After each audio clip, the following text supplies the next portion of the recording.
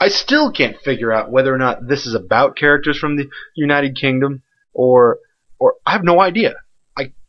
I'm a little at a loss. Maybe I should have done some research before I recorded this, but of course this isn't a full review. It's just I don't find it clear. It's printed in Canada, and of course we can put characters who are British in things that aren't British. So why are we calling it Marvel UK? I don't quite understand. You know, when you look at the front of the cover, it says that it gives you the US price and it gives you the Canadian price. But it doesn't give us the British price in pounds. So what, are people walking into a British newsstand or wherever British people buy comics and saying, give me my Marvel UK, and handing over an American dollar? Then that's... I don't get it. It irritates me, and I wish they would not do it. So, oh well, these are 90s comic books, so apparently they're not doing it anymore. But, and I don't think they were particularly successful, because this was the indescribable motor mouth and kill power, or whatever they're called. But, so, there are things, okay, the reason why I bought this book is because, one, I found it real cheap, and two, it supports my Punisher collection because he appears in about 4 issues worth of the indescribable motor mouth and kill power. So kill power is a mildly interesting character. This man child who is the perfect killing machine or something to that effect, and he's basically a genetically engineered. He's property of some company that the name escapes me at the moment, but it's really not that important because it's not that good. So Kill Power manages to team up with Motormouth, and the reason why she's called Motormouth is because the writers think it's interesting to create a female character who's rough and tough, and of course she has that typical female sexy body, but she has the stereotypical male sailor mouth and the stereotypical male bravado. And they think that what they're doing is making this woman just a supreme badass. And what she is irritating. She cusses every couple words. Now, of course, she cusses every couple words and they're censored. But now here's something that's always bothered me a bit. Whenever I watch something, it's obvious to me when the writer has no idea how to cuss. You ever meet a person who just doesn't know how to use profanity? It's a sentence enhancer, and they don't understand that this stuff is like spice. You use too much and you sound like a moron. Or rather, it's like spice. You use too much and suddenly you've spoiled the dish. But a word has power. And if you're dropping your gobbledygook because they censor it with all those little and pound and at signs and whatever. So if all you're doing is trying to create an image for this character, what you've ultimately done is you've created an image for a character that is grating because all they do is cuss. That means they take extra time to get a complete thought out. It means you know, profanity, I like profanity. I've said it before. We even did a video on it. You can go back and watch it. I like profanity because it can be fun, it can be funny, and sometimes just the use of profanity, if you use it correctly, can be funny. However, you have to know how to use it. And if all you're doing is shoving it into your sentence, it's like having a little fairy princess jog across the bottom of your screen during your dramatic movie. Eventually you start thinking, what's the purpose of that? It doesn't really fit. It's not supposed to be here. And that's my point. It's not supposed to be there. So at least we will accept that she is called Motormouth because she has that personality. We will accept that she is called Motormouth because she curses from time to time. If she keeps cursing all the time, it's not okay. If you remove some of the curse words that she says, it's not like we're going to stop and say, well, why are they calling her Motormouth? I don't really get it. I mean, it's maybe they're underestimating the people reading the book, or maybe they just thought it was funny. But if you read more than one issue, if you read more than one word, you start getting irritated. You read a panel and you suddenly say, wow, that's not funny. And then it's like you're trying to rub your back against a cheese grater because you're just done. you're just done reading it. But because I am the trooper I am, I just keep on plugging through. And I read those 4 issues or so, or however many there were. I believe it might have been 4 or 5. But I was done. I read it. I've largely discarded the information from my head, other than the fact that I detest Motormouth. And so eventually they make Motormouth a character who has the ability to scream and break things at the same time. She has this sonic ability, this projectile that has a lot more power than a gun, apparently. So, I can accept that. It is a world with super science in it. So, good for them. They created a character who's unique and different. Whatever. Or not even unique, because Banshee exists. I was just saying there. All I'm saying is, so what? They created a character that they hadn't created within that continuity before. Not even continuity, because the Punisher's in it and Nick Fury's in it. So therefore Banshee. Whatever. So they created a character. They created a character with special abilities. Good for them. They also created a character who I can't stand and that apparently didn't survive. So, whatever. Anyway, I also read Marvel Knights recently, and Marvel Knights I hated. Now, I don't mean Punisher Marvel Knights. I mean Marvel Knights Volume 1, that 14-issue run. Now, with Marvel Knights, I am entirely certain that the writer had expected this to become a big ongoing series.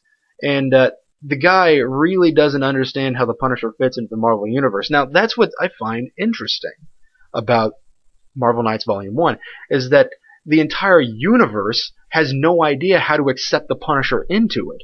Because he really works well in the Max line, because he really works well when Garth Ennis got a hold of him, because we start seeing that this guy doesn't handle superheroes well. Because, okay, here's the big question. There is no reason why Spider-Man or Daredevil or all these other people couldn't just take the Punisher down. He's a mass murderer. They have good reason to take him down and shove him in prison and keep him there, and in isolation, whatever, away from the other prisoners. Because as we've seen, the Punisher tends to kill criminals in prison. So, but there is no reason why Spider-Man, with all of his ridiculous power, could not take down the Punisher. So why doesn't he? Because they always say, oh, Mr. Punisher, you've given us valuable information, so therefore we're not going to take you in. We're going to let you go free. And that I cannot stand. That irritates me. Because why did you even have the plot of them trying to capture the Punisher to begin with? Why didn't you just have at the beginning they accepted each other's differences? And they do that sometimes, and I'm not saying that's good either, but all I'm saying is that if we have to spend an entire 14 issues of Daredevil trying to hunt down the Punisher, why is it that he lets him go 3 times out of the 14 issues because the Punisher was providing useful information? He's a lawyer. He's a smart... He, meaning Matt Murdock Daredevil, is a lawyer, a smart guy, and he spends his time finding evidence. He spends his time working the legal system. So therefore, why does he need the Punisher? Just because he had some sort of good evidence that the Daredevil didn't have at the time? Whatever. That's irritating. And the funny thing is that they addressed that question. The entire 14 issues, the overarching thing is that Daredevil is putting together a team composed of Black Widow and Dagger from Cloak and Dagger and Moon Knight, and they're trying to take down the Punisher. Okay, I can accept that, and they're going into little side adventures along the way. But by the end of the 14 issues, they haven't resolved the reason why they're not taking down the Punisher, so the entire 14 issues was primarily useless other than just having extra paper to sell. So, yeah, okay, I'm done with Volume 1. That was my point. Volume 2, they tried way too hard to be funny and clever, and what they ultimately ended up doing was creating something also irritating. And this one, they just accepted the differences, and the Punisher and Black Widow and Daredevil all helped each other out. Okay, I can accept that too. Because as I said earlier, that's what they did, and I'm fine with that. But when they really got down to it, the villains they tried to make really interesting. The villains had, and I mean tried, because they really didn't succeed. But the villains had this addiction to plastic surgery, which I found cool, but it had nothing to do with the plot line. There was nobody made to look like somebody else. There was nobody who had some sort of special augmentation to them or something. It was just that these people were desperately trying to become more what they would consider beautiful and plastic looking. But so what we had was a character quirk that was just a quirk. Okay, that makes no sense. We need that integrated into the story. If we're going to be beaten over the head with it, we need it to tie in somehow. So, yeah. I got irritated because this stuff had a lot of things that just didn't connect within the story.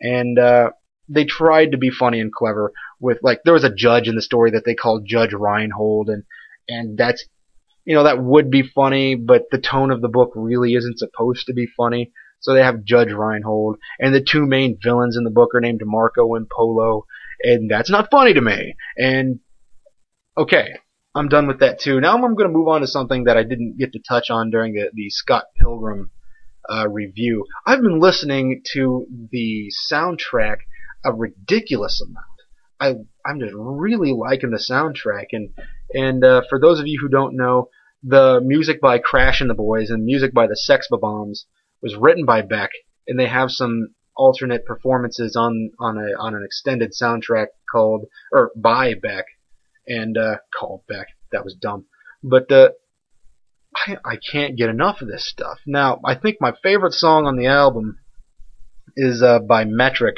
and I believe Metric's a Canadian band, and they were the people. Clash at Demon Head, I believe, was the name of the band in the movie.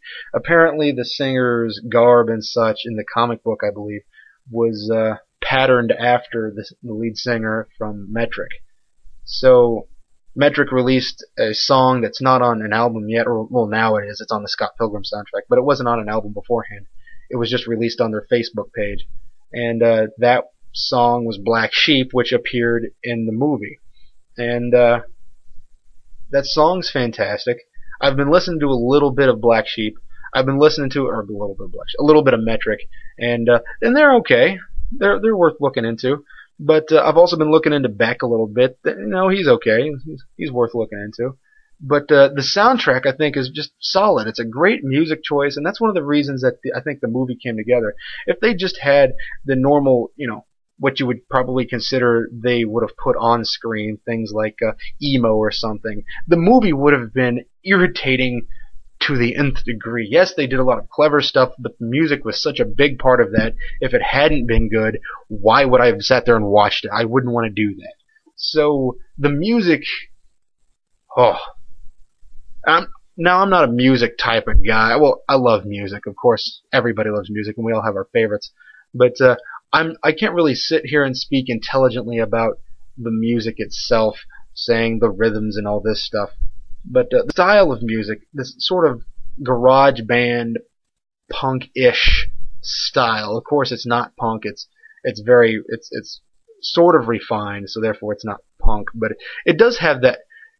Wow. I just called it garage band. It's sort of refined. Well, that's what's interesting about it, is that Beck has this sort of refined style because he's been working for years, but he's able to mimic a garage band style. So it's almost like this reversion in his career. I'm not going to say that Beck was a regression. There we go. In his career from the beginning to the end, and I find it interesting. The Scott Pilgrim soundtrack was just beautiful, and I think you guys should check it out.